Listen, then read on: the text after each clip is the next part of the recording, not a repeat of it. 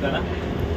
ದಿನ ಏನು ಅಧ್ಯಕ್ಷರು ಮತ್ತು ಉಪಾಧ್ಯಕ್ಷರ ಚುನಾವಣೆ ನಡೆಯಿತು ಪಿಕಾರ್ಡ್ ಬ್ಯಾಂಕ್, ಅದರಲ್ಲಿ ನಮ್ಮ ಎಲ್ಲ ಕಾಂಗ್ರೆಸ್ ಪಕ್ಷದ ಪ್ರತಿಯೊಬ್ಬರು ಕೂಡ ಬಹಳ ಶ್ರಮಪಟ್ಟು ನಮ್ಮನ್ನು ಏಕ ಅಭಿಪ್ರಾಯದಿಂದ ವೆಂಕಟಣ್ಣವ್ರನ್ನ ಅಧ್ಯಕ್ಷರಾಗಿ ನನ್ನ ಉಪಾಧ್ಯಕ್ಷರಾಗಿ ಆಯ್ಕೆ ಮಾಡಿದ್ದಾರೆ.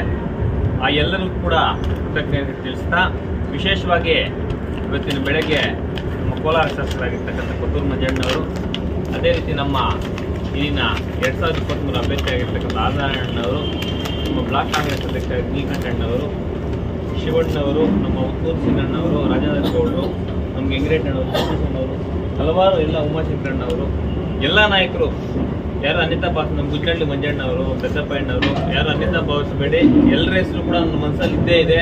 ಯಾರ ಹೆಸರು ಹೇಳಿಲ್ಲ ಅಂದರೂ ಕೂಡ ತಮಗೆಲ್ಲ ಕೂಡ ಈಗ ಏನು 10 ಜನ ಡೈರೆಕ್ಟರ್ಸ್ ಇದ್ದಾರೆ, ಅವ್ರಿಗೆಲ್ಲ ಕೂಡ ನಾನು ತಿಳಿಸಬೇಕು, ಅವ್ರಿಗೆ ವಂದನೆಗಳು ತಿಳಿಸ್ತಾ ನನಗೆ. ಯಾಕಂದರೆ ಈ ಅವಕಾಶ ಕೊಟ್ಟಿರೋದಕ್ಕೆ ನಾವೆಲ್ಲ ಕೂಡ ಯುವಕರು ಕೂಡ ಒಂದು ಅವಕಾಶ ಕೊಡ್ತದೆ ಅಂತಕ್ಕಂಥದ್ದು ಮುಳಬಾಗಿಲು ತಾಲೂಕಿನಲ್ಲಿ ತಿಳಿಸ್ಕೊಟ್ಟಿದ್ದಾರೆ.